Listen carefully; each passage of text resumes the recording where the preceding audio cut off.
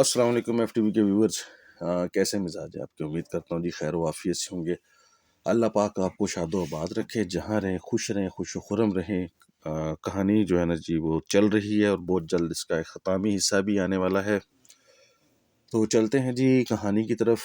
جیسا کہ آپ سب جانتے ہیں کہ یاقوت جن جو ہے نا وہ کڑا لے کے آ چکا تھا۔ وہ کڑا جو سرسامہ پہاڑ کی ایک کھو میں پڑا ہوا تھا، اور اس میں ایک اگھوری بابا کی بہت ساری طاقتیں تھیں، جس کی وجہ سے اس کی قیمت جو ہے نا وہ بہت زیادہ تھی۔ اور ایک کالی بابو جو کالے علم کا ماہر جادوگر تھا، وہ اس کڑے کو حاصل کرنا چاہتا تھا، اور اس کڑے کی جنگ جو ہے نا وہ شروع ہو چکی تھی۔ اور اس وقت جو ہے نا یاقوت اس کڑے کے زور پر جو ہے نا کالی بابو کے پیچھے پڑا تھا، کیونکہ کالی بابو نے یہ ٹان لی تھی کہ اگر جس کے پاس یہ کڑا ہوگا اس کے پاس ساری طاقتیں ہوں گی۔ اور چونکہ یاقوت جن کاشی کے ساتھ منسلک تھا، تو کالی بابو کا یہ پکا ارادہ بن چکا تھا کہ وہ کاشی کو اس دنیا سے رخصت کرے، اور یاقوت جن کو بھی قبضے میں کر لے اور کڑا بھی اس کے قبضے میں آ جائے۔ اس کے لیے بھلے اس کو جو مرضی قیمت ادا کرنی پڑ جائے۔ کالی بابو اس وقت پہاڑ کی ایک چوٹی پہ بیٹھا ہوا تھا، جہاں سے بیٹھ کے وہ کالے علم کو جو ہے نا وہ کر رہا تھا، اور اس کے جو اثرات ہیں نا وہ اس کڑے کے ساتھ منسلک سب ہی لوگوں پر، جو یاقوت جن شمع جس کے اوپر وار کیا جا رہا تھا۔ تو چلیں چلتے ہیں کہانی کی طرف۔ شمع اس وقت حیرت سے عذرا کی طرف دیکھ رہی تھی کہ جیسے کچھ ہوا ہی نہیں ہے، اور اس کو بالکل دماغ جو ہے نا سلیٹ کی طرح صاف ہو چکا تھا۔ عذرا ہکا بکا اس کو دیکھ رہی تھی کہ چند لمحے پہلے یہ ہوا میں کیسے چھت کے ساتھ جا کے لگ گئی تھی، اور بھی یہ بالکل کٹے ہوئے شتیر کی طرح نیچے آ کے گری، اور چند لمحوں بعد اسے ہوش آ چکا ہے۔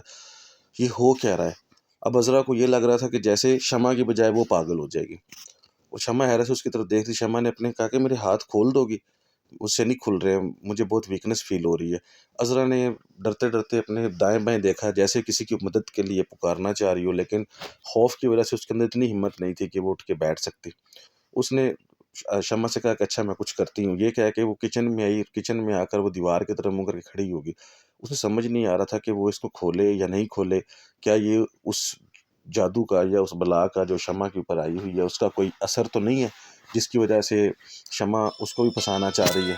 عذرا بری طرح اپنے ہاتھوں کو چٹک رہی تھی کہ وہ کرے اور کرے کیا، اسے سمجھ نہیں آ رہا تھا۔ بکھرے بال، پریشان آنکھیں، الجھے ہوئے کپڑے، اسے سمجھ نہیں آ رہی تھی وہ کرے تو کرے کیا۔ کچن میں بری طرح سے کبھی وہ دائیں جا رہی تھی، کبھی بائیں جا رہی تھی، پریشانی میں اپنے پیروں کو، اپنے ناخنوں کو ایک دوسرے کے اوپر رگڑ رہی تھی کہ کرے تو کرے کیا کرے۔ دوسری طرف شمع حیرت سے اپنے بندے ہوئے ہاتھوں کو دیکھ رہی تھی اور سوچ رہی تھی کہ یہ ہوا کیا اس کے ساتھ۔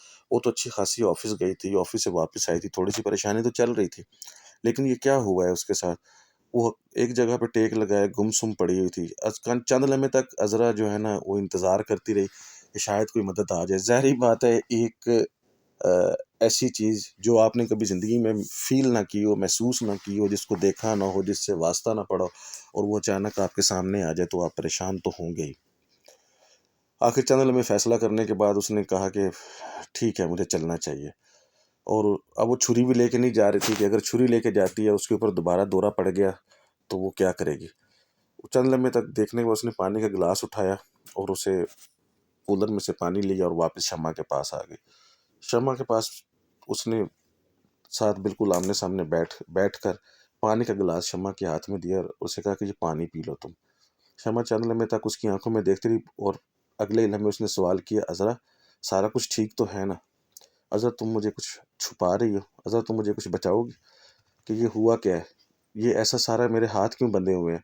یہ میرے کپڑوں کا ایسا حشر کیوں ہے؟ یہ میرے بال کیوں بکھرے ہوئے ہیں؟ مجھے تو لگتا ہے میں وہ دنوں سے نہائی بھی نہیں ہوں۔ یہ ہو کیا رہا ہے؟ مجھے کچھ بتاؤ گی؟ عذرا اس کی آنکھوں میں یہ تلاش کر رہی تھی کہ کیا یہ ایکٹنگ کر رہی ہے یا سچ میں یہ شمع ہی ہے۔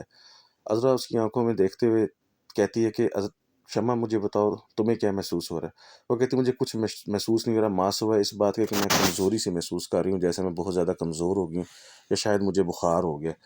عذرا نے اس کے پورے جسم کا نظر ماری تو اس کے لگا کہ وہ بہت زیادہ کمزور ہے، وہ ہلکا ہلکا کپ کپا بھی رہی ہے۔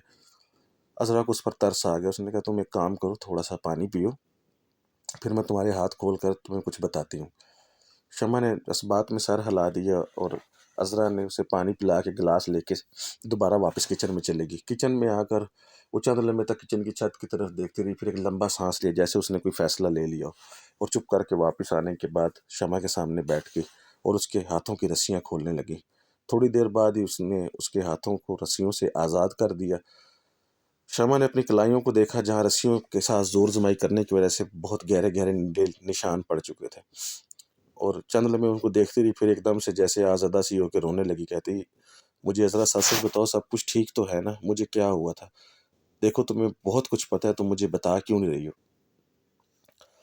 عذرا چند لمحے اس کو دیکھتی رہی، پھر اس کے ہاتھوں کو پکڑ کر اس کی کلائیوں کو سہلانے لگی اور آہستہ آہستہ اسے بتانے لگی، جس کو سن کر کبھی وہ اپنے پیروں کو دوسرے پاؤں پہ مسلتی، کبھی اپنے ہاتھوں کی ہتھیلیوں کو مسلتی اور کبھی رونے والے انداز میں عذرا کی طرف دیکھنے لگتی، جیسے کہہ رہی ہو کہ یار پلیز مجھے اس عذاب سے نکال لو۔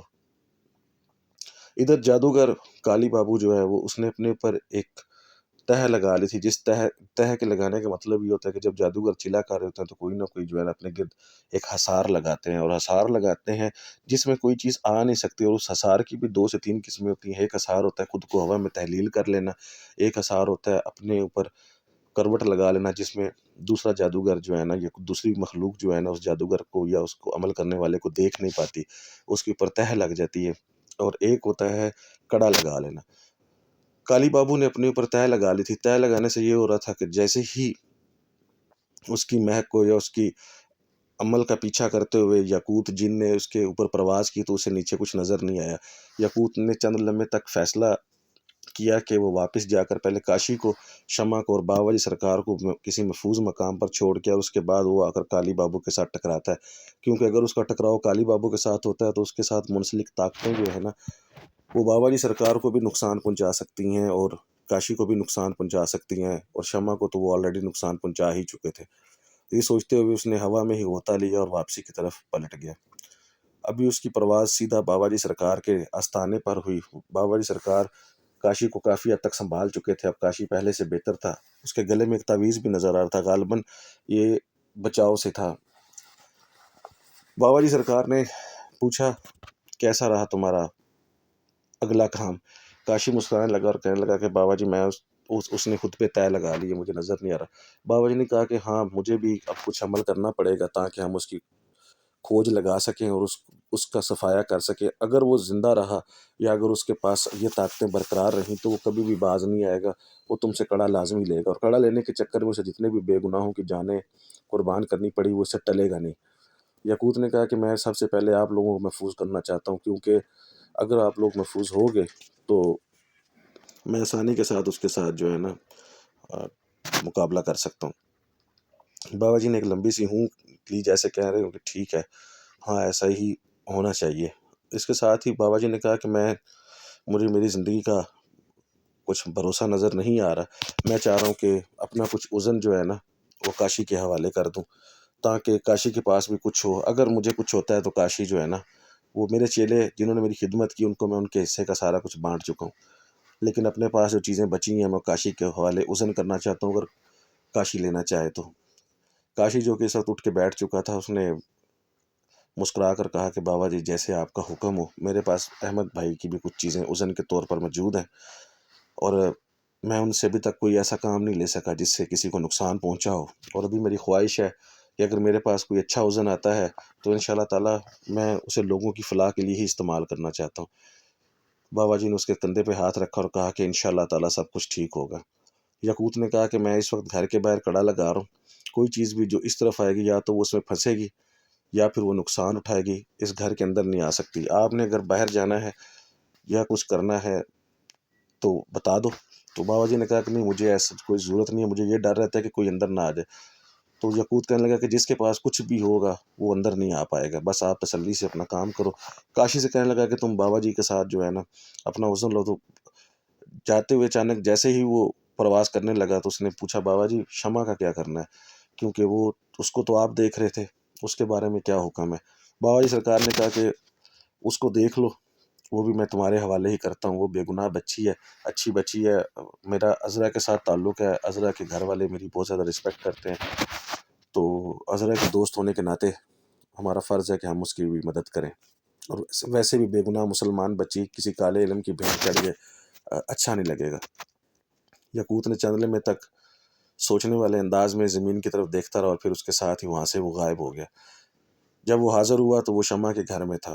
اس نے پہلے ارد گرد دیکھا، کسی بھی جگہ پہ اسے کچھ نظر نہیں آ رہا تھا، ماں سوائے اس چیز کے کہ کچھ لمحے پہلے تک وہاں پر کچھ ایسا ہوا تھا جس سے گھر کے اوپر کالے اثرات ابھی بھی نظر آ رہے تھے۔ یقوت نے کڑے کی طاقت سے کہا کہ مجھے یہ سارا کچھ صاف چاہیے اور اس گھر پہ کڑا لگا دو۔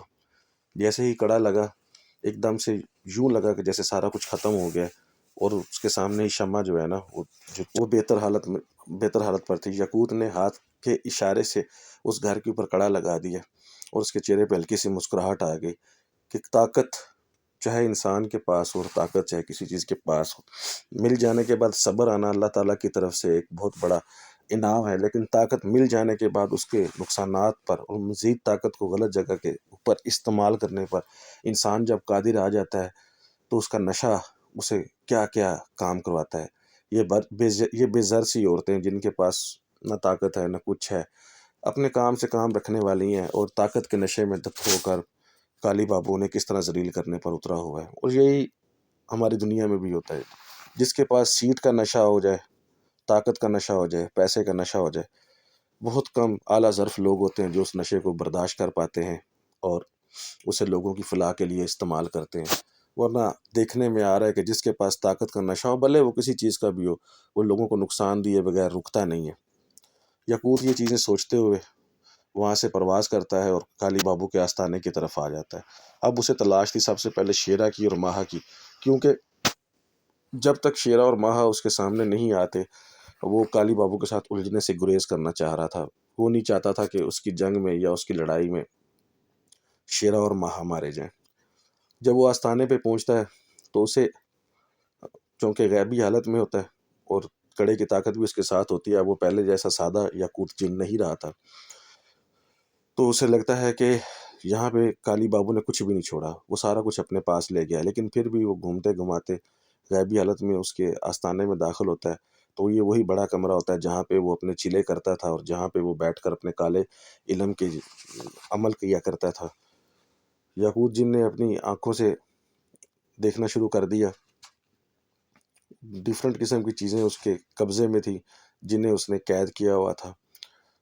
بے شمار ڈولیاں پڑی ہوئی تھیں۔ ہنڈولیوں سے مراد یہ ہوتا ہے جس کے اندر جادوگر اپنے عمل سے کوئی چیز ڈالتا ہے اور پھر اس کے اوپر ایک کپڑا باندھ کر اس کے اوپر ڈوری باندھ دیتا ہے۔ بظاہر اگر کوئی عام انسان دیکھتا ہے تو اسے یہی لگتا ہے کہ جیسے یہ عام سی مٹی کی کوئی کٹولی ہے یا مٹی کی کوئی ڈولی ہے یا مٹی کی کوئی برتن ہے اور اس کے اوپر کپڑا بندھا، ڈوری بندھی ہے، لیکن اس کے اندر اس نے عمل کر کے جو چیز بند کی ہوتی ہے، چاہے وہ موکل ہوتا ہے، چاہے وہ بھیرو ہوتا ہے، یا چاہے وہ بھوت ہوتا ہے یا پریت ہوتا ہے یا کوئی چیز بھی ہوتی ہے، وہ اس کے اندر قید ہوتی ہے۔ اور اگر ایسی چیز سے آپ لوگوں کا کہیں پہ واسطہ پڑ جائے تو اس کو بغیر اجازت کے یا بغیر اپنے اوپر کڑا لگائے اس کو کھولنے کی کوشش نہیں کیجیے گا، اس سے نقصانات ہو سکتے ہیں۔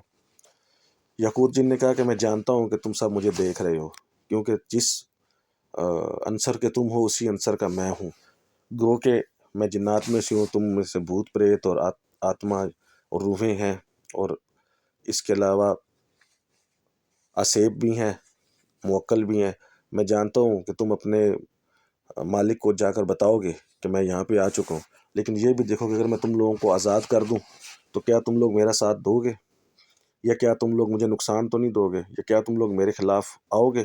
ایک انڈولی میں چھوٹا سا، بالکل چھوٹا سا عجیب الخلقت مخلوق تھی، جیسے سفید رنگ کا سایہ ہو اور اس کے بے شمار ہاتھ ہوں اور اس کی بے شمار ٹانگیں، اور وہ پوری طرح سے کلبلا رہا تھا، کہنے لگا کہ میں اسیب ہوں اور مجھے اس نے کالے قبرستان سے، جو صدیوں پرانا، کئی سو سال پرانا قبرستان تھا، وہاں سے اس نے مجھے اٹھایا ہے، میں اپنے خاندان سے بچھڑا ہوں، کیا تم مجھے چھڑوا سکتے ہو۔ اس کے ساتھ ہی ڈفرینٹ قسم کی آوازیں پورے حال میں جو ہے نا آنے لگ گئی۔ یاقوت جن کے چہرے پہ مسکراہٹ آ گئی، کہتا میں چھوڑ تو دوں گا لیکن پہلے مجھے یہ تو بتاؤ کہ تم لوگوں میں سے کسی نے میرے ایک ساتھی جن، شیرا جن کو دیکھا ہے یا ماہا جننی کو دیکھا ہے، جس کو یہ کالی بابو لے کے یہاں پہ آیا ہو، یا اس کی کوئی چیز یہاں پہ اس کو لے کے آئی ہو۔ تو کمرے میں ایک دم سے سکوت چھا گیا۔ اس نے کہا کہ جب تک مجھے اس کے بارے میں نہیں بتاؤ گے میں تم لوگوں کو پھر بھی نہیں چھوڑوں گا، ورنہ پھر یہیں پہ گلتے سڑتے رہو اور اس کی غلامی کرتے رہو۔ تو مکمل خاموشی، کوئی جواب نہیں تھا۔ یقوت جن مایوس سا ہو کر چاروں طرف دیکھنے لگا، اسے سمجھ نہیں آ رہی تھی کہ اس نے کون سی طے لگائی ہے جس کے اوپر اسے کچھ نظر نہیں آ پا رہا۔ اس کی اس خاموشی سے لگتا تھا کہ جیسے وہ ہار چکا ہے۔ یقوت جن جیسے ہی پچھلے پیروں واپس اٹھنے لگا، اچانک ایک آواز آتی ہے کہ اگر میں بتا دوں وہ کدھر ہے، لیکن اس سے پہلے تمہیں میرے ساتھ لڑنا پڑے گا۔ یقوت جن نے گھوم کے دیکھا تو اسے ایک مرتبان کے اندر وہ کالا سایہ نظر آیا جس نے ماہا جننی کو اور شیرا جن کو اٹھایا تھا۔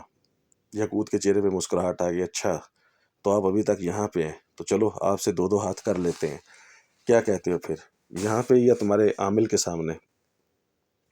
تو آواز ہے کہ یہاں پر ہی، عامل تو ابھی مصروف ہے، اور وہ جن کے ساتھ مصروف ہے ان کے ہوتے تم وہاں نہیں جا سکتے۔ چلتے ہیں جگلی کس کی طرف۔ اللہ حافظ، السلام علیکم۔